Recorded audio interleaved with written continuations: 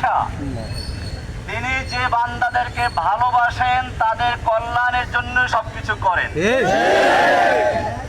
ওই সময় যদি আমি মুক্ত হতাম, সমালোচকরা বলতো সরকার তাকে ছেড়ে দিয়েছে আপোস করার জন্য।